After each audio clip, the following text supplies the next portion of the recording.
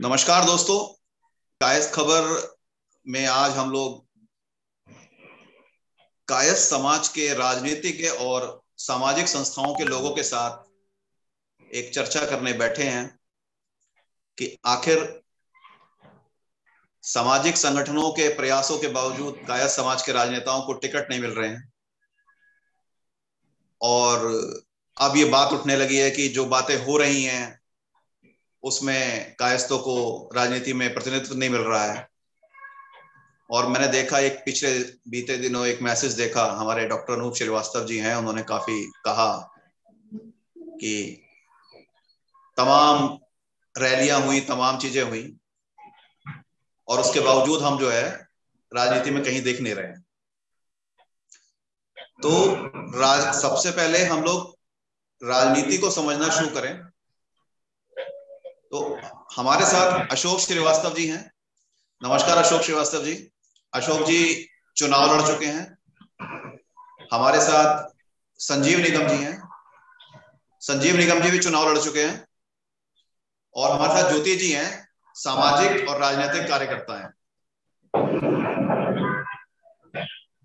तो अशोक जी, पहला सवाल मेरा आपसे है कि आपने चुनाव भी लड़ा है और आप सामाजिक कार्यकर्ता भी हैं। तो आखिर ये गैप कहाँ है? क्या कमी है कि कायस्थ राजनेता काम नहीं कर पा रहे? आशु जी, इसमें एक बेसिक बात तो ये है कि कहीं ना कहीं हम लोग अपनी कहते हैं ना कि प्रजातंत्र के अंदर दिमाग को तोला नहीं जाता है, बल्कि बंदे को गिना जाता है। जी जो गिनाने की जो हमारी इच्छा शक्ति है वो कहीं हमारी कमजोर है इस समय। जी। हम लोग प्रयास तो कर रहे हैं, ऐसा नहीं कि अब जो नई पौध आई है, जो नई पीढ़ी आ रही है वो बहुत प्रयास कर रही है।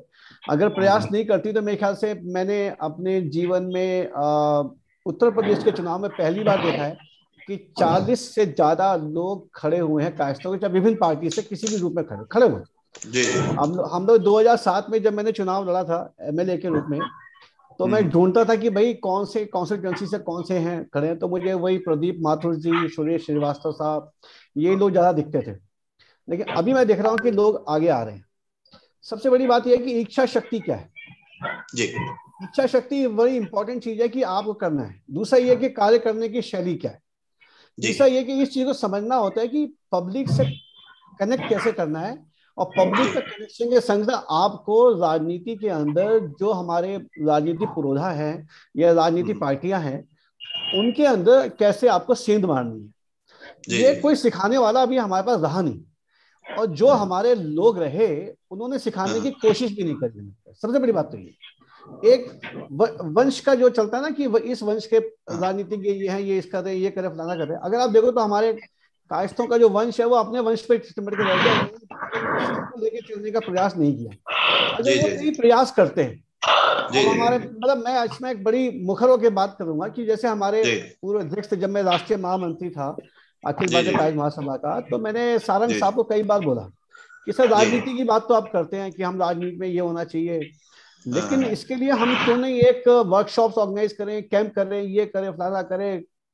तो वो बोलते थे तुम चुपचाप बैठ जाओ, अभी तुम नए नए हो, नए नए महामंत्री बनो, आराम से बैठो, पहले खाओ पियो आराम से रहो, चिंता ना करो। तो मैं सोचता था कि इनका क्या मकसद है। आज उन्हीं का बेटा मध्य प्रदेश में मंत्री है।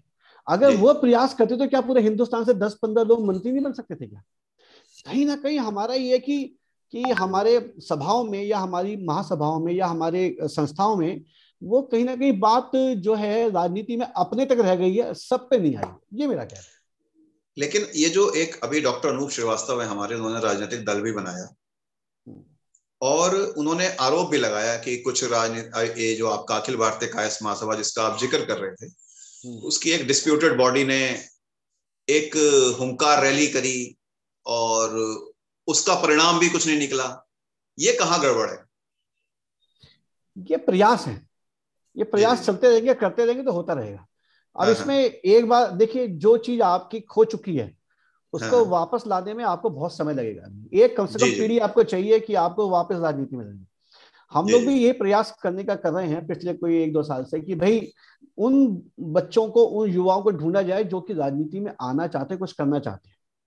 वो मैं यहीं पे आपको रोकूंगा। हाँ। मेरे पास ज्योति जी हैं। ज्योति जी, आप बीते 5 साल से इस प्रयास में लगी हैं कि आप लोगों को ढूंढ रही हैं, लोगों को कर रही हैं, और 5 साल बाद भी नतीजा शून्य है।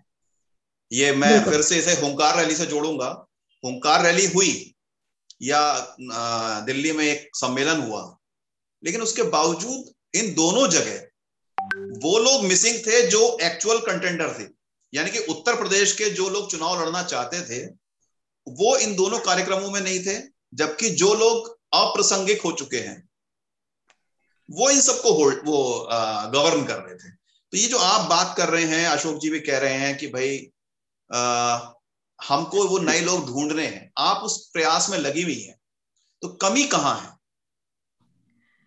जैसा कि अशोक जी ने कहा अभी, मैं बिल्कुल सहमत हूं उनसे। हम प्रयास तो कर रहे हैं, लेकिन वही बात है कि हम जिन्हें हमें आगे बढ़ाना चाहिए उन प्रयास में उन लोग का स्थान ही नहीं है। जी जी जी। वो लोग वहां पर उपस्थित ही नहीं है जिन्हें हमें वाकई आगे बढ़ाना चाहिए, या वो राजनीति में सक्रिय रूप से कार्य कर रहे हैं। हुंकार रैली की आपने बात की। हुंकार रैली किस आधार पर, किस उद्देश्य से हुई, ये भी शायद ही किसी को पता रहा होगा। अखिल भारतीय कायस्थ महासभा की रैली थी वो, और अखिल भारतीय कायस्थ महासभा के पदाधिकारी वहां पर मौजूद थे।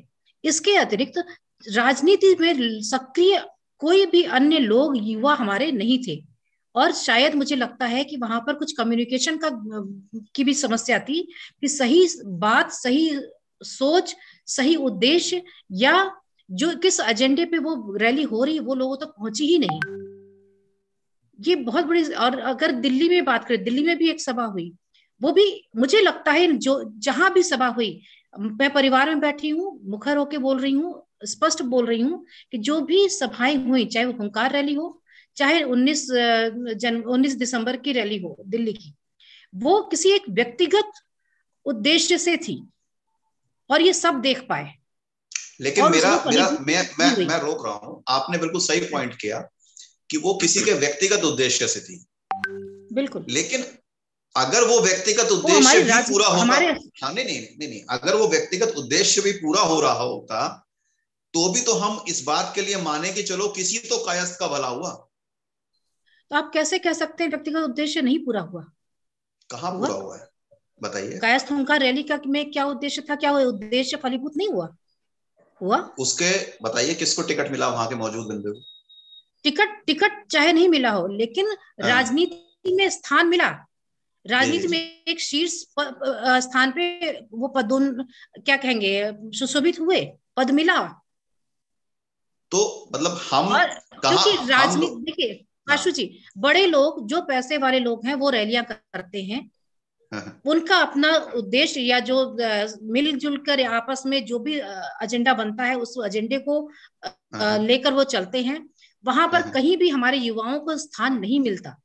जी जी जी। वो युवा जो वाकई सहारा चाह रहे हैं, वो बहुत सक्रिय तो है ही, साथ में योग्य हैं।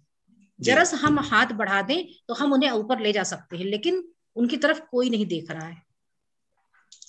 मैं अशोक जी को फिर से लाना चाहूंगा इस डिस्कशन में। 1 मिनट में अशोक जी को रोक रहा हूँ। संजीव जी आ गए। संजीव जी, अभी बात चल रही है कि टिकट कैसे लिए जा रहे थे, या टिकट के लिए जो लोग हुंकार रैली कर रहे थे। आप भी आम आदमी पार्टी से काफी सालों से जुड़े हैं और प्रवक्ता भी हैं, और गौतम बुद्ध नगर में तो आप जिला महासचिव भी हैं।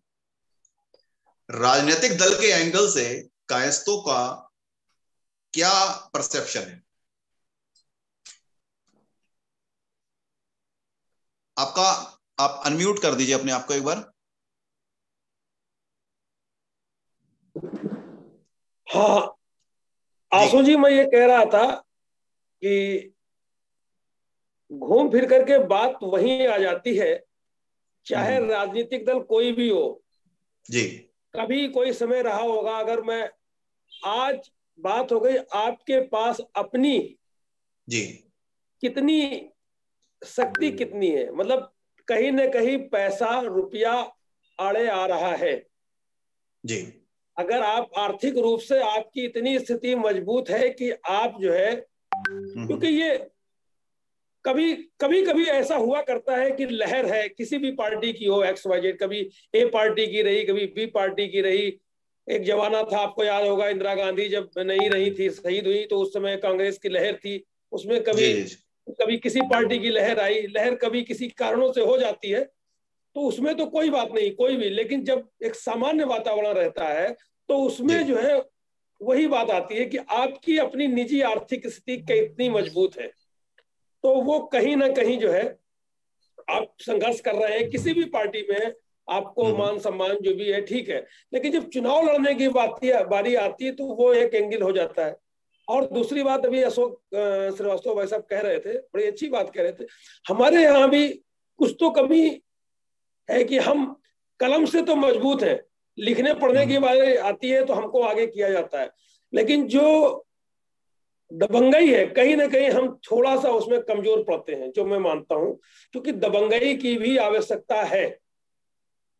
अगर हमको थोड़ा सा, हमें अपने आप में कुछ परिवर्तन भी करना पड़ेगा, या कोई अगर हमारा ऊपर बैठा हुआ है साथी, तो वो थोड़ा सा अगर अपनी तरफ, जैसे कि दूसरी पार्टियों में, दूसरे दलों में लोग होते हैं, अगर उनका कोई है तो उस समाज के लोग फौरन घसीट लेते हैं, जो भी नीचे जिस काबिल है, जिस क्षमता है, उसको उसको उसके अनुसार जो है। हमारे यहाँ ये थोड़ा इसकी कमी है। तो अगर ऐसा हो तो मतलब मैं ये मानूं कि अगर हमारे पास फाइनेंशियली नहीं है चीजें, तो फिर हम राजनीति की तरफ भाग क्यों रहे हैं, हम बाकी काम करें क्यों। अशोक जी आपने चुनाव भी लड़ा है, और आप मुझे लगता है इस बात से सहमत होंगे कि चुनाव लड़ना मतलब यह कागजी बातें हैं कि चुनाव जो है कि लोगों के सहारे से लड़ लिया जाता है। चुनाव के लिए पैसा चाहिए, और जैसा संजीव जी कह रहे हैं, पावर भी चाहिए, ताकत भी चाहिए, दबंगई भी चाहिए। तो क्या कायस्थ इसमें पीछे हैं? कायस्थ पीछे नहीं है, पीछे रख रहे हैं अपने को। अच्छा। अपने को पीछे रखते हैं, मतलब ऐसा नहीं है कि वो नहीं कर सकते, कर सकते हैं। देखिए, चुनाव लड़ने का जो मेरा एक अनुभव रहा है, ये रहा है कि जब मैंने चुनाव लड़ने का प्रयास किया था, तो मैंने कायस्थों के आधार पर नहीं किया था उसका, क्योंकि हमारे यहाँ समाज सेवी संस्थाएं बहुत सारी हैं, तो वो चाहते थे कि कोई एक आदमी है समाज सेवी संस्था से वो लड़े। हम यहाँ पे राजनीतिक बातें बहुत होती हैं। ये मैं तो मैं एक मिनट रोक रहा हूँ। ये जो पॉइंट हाँ, आपने कहा कि जब आपने चुनाव लड़ने का फैसला किया तो वो कायस्थों के आधार पे नहीं किया, नहीं किया तो था। हाँ, आपने सामाजिक संस्था या सामाजिक आधार पे किया। तो ये उसी जो पे एक करें। पॉइंट है, हाँ, ये जो एक हाँ। पॉइंट है, क्या हम कायस्थों को ये समझना पड़ेगा, क्योंकि ये जो हमारे व्हाट्सएप ग्रुपों में जो नेता बने हुए हैं लोग, दिन रात मारकाट मची रहती है वहां पर, और तमाम संगठन खड़े हो गए, जितने व्हाट्सएप ग्रुप उतने संगठन, ABKM, ABCM, ABGM, ABTM, तो सबका एक कहना है कि वो चुनाव लड़वा देंगे। लेकिन सच्चाई जो अब आपने बात कही कि जो चुनाव लड़ना है वो समाज के आधार पर नहीं लड़ना है, सर्व समाज के आधार पर लड़ना। तो अब आप अपनी बात पूरी कीजिए। तो उसमें यही बात निकल के आएगी, भाई चलिए सब चुनाव लड़ा जाए, देखा जाए, किया जाए। तो हमने तो उस समय एक और हमारे कायस भाई थे, इनफैक्ट उनका नाम आ गया था कि वो लड़ेंगे, लेकिन वो एक टाइम पे जाकर के बीजेपी के प्रेशर में वो बैठ गए। अब घोषणा हो गई थी कि भाई कोई ना कोई चुनाव लड़ेगा सामाजिक संस्था के। तो उस समय मैं 45-46 साल का था, तो उठा के उन्होंने कहा, ये अशोक जी को करते हैं, ये बोलते भी अच्छा है, ये भी करते हैं, सारी बातें करते हैं, मिलनसार भी हैं और फेमस भी हैं, और इनमें कोई मतलब डर नहीं है किसी से मिलने का, तो इनको करो। तो कर दिया गया। लेकिन हमने बोला भी हमारे पास तो पैसा नहीं है, अभी तो मकान बनाया है, सारा पैसा तो वहां चला गया, आपको पैसा नहीं। तो उन्होंने कहा चिंता नहीं करो, पैसा आ जाएगा। और आप विश्वास नहीं करेंगे, जब हमने चुनाव लड़ने की तैयारी करी, तो उस समय ये था कि जितनी संस्थाएं हमारे संग जुड़ी थी उसमें से केवल 2 रह गई, बाकी सब वापस चली गई।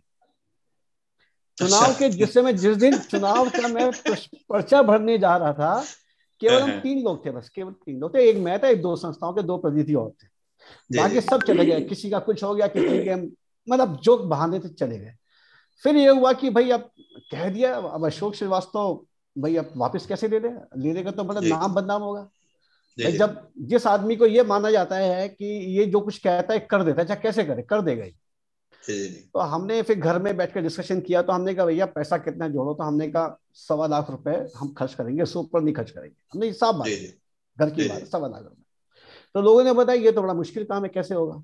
लेकिन एक बात बताऊं आपको, जब मैं चुनाव के अंदर गया और जब मैंने उसको पर्चा भर के लौट के आया हूं और लोगों से बातचीत हुई, लोगों ने मुझसे जो घर आकर के ये बोला कि अशोक जी हमें आपको पैसा कैसे देने हैं ये बता दो। यहाँ के मतलब पैसा आ जाएगा, पैसा आएगा। लोगों ने हाँ, कहा आप जैसा व्यक्ति खड़ा हो रहा है तो हम कुछ ना कुछ करेंगे। जी वो जी, अलग बात है कि वो कांग्रेस को 10 लाख दे रहे हैं, बीजेपी को हाँ, 10 लाख दे रहे हैं, तो हमको वो 50,000 दे। 50,000 देंगे। मतलब वो देते तो सबको है। ये देखिए ये उनमें मैं ये एक पॉइंट, ये मैं एक एक पॉइंट पर रुक, ए, जी जी, ए, ए, एक एक इसमें वो देते सबको क्यों है, उनको पता नहीं होता कि किसकी किस्मत चमक जाए और वो बन जी जाए। जी, तो उस अच्छा, समय ये ना हो कि भैया अशोक जी हमारे पास आए थे हमने हेल्प नहीं करी। देखिए हमने बड़े विनम्रता से सबको मना कर दिया कि हमें 1.25 लाख में ही हारना है, हमें 20-25 लाख में नहीं हारना है। तो हम लोग वो करें, उसमें बहुत ऐसी बातें कभी आप बैठेंगे तो बताएंगे। लेकिन तो ये मतलब, हाँ, केवल जी दिमाग, आपका दिमाग क्या है ये सबसे इंपॉर्टेंट है।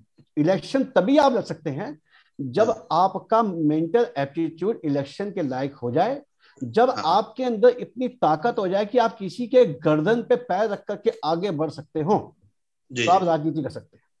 जी, ना दिस अन्यथा इज द मेन राजनीति पॉइंट। ये बहुत अच्छी बात कही है, तो किसी के गर्दन पर पैर रख गर्दन करके पे अगर पैर रख आप के चल बढ़े पाओ, तो आप कर सकते हैं, तभी आप कर बिल्कुल सकते सही हैं, बात। नहीं तो नहीं कर सकते। मैं इसी डिस्कशन में एक और बात ला रहा हूँ हाँ। कि आम आदमी पार्टी ने हमारे और भाई को टिकट दिया भी है, और अभी मुझे शायद ज्योति जी बता रही थी कि उनके ऊपर बड़ा प्रेशर है, क्योंकि जो आपने बात कही कि प्रेशर आ जाता है, जिन्होंने जो आपसे पहले कायस पे लड़ने वाले थे वो प्रेशर में बैठ गए, तो ऐसा ही प्रेशर आता है, तो क्या हम लोग उस प्रेशर को बर्दाश्त नहीं कर पाते, या फिर राष्ट्रवाद देश प्रेम इस कुछ समय? नहीं है, हाँ हाँ, ना राष्ट्रवाद ना देश प्रेम, कुछ नहीं है। उस जी समय जी केवल स्वयंवाद होता है, जी मुझे जी क्या करना है, मेरे को बनना कि नहीं बनना।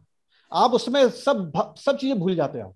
आपको जी होता जी है जी मेरे को एमएलए बनना है, बनना है, बनना है, बनना है, बस खत्म बात।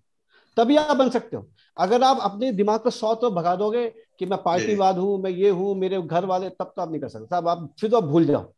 जब मैंने एक बात कही कि आपको किसी दूसरे की गर्दन पे पैर रख के आगे बढ़ना है, तभी आप कुछ कर सकते हो। यही आज की राजनीति है। ये राजनीति है वो जी खत्म हो गई कि जी आपने जी, कहा साहब मैं ये कर दूंगा, मैं वो कर दूंगा, लोग मेरे को नहीं। जैसे जैसे आपका दिमाग राजनीति के उसमें ढलता जाएगा, लोग आपको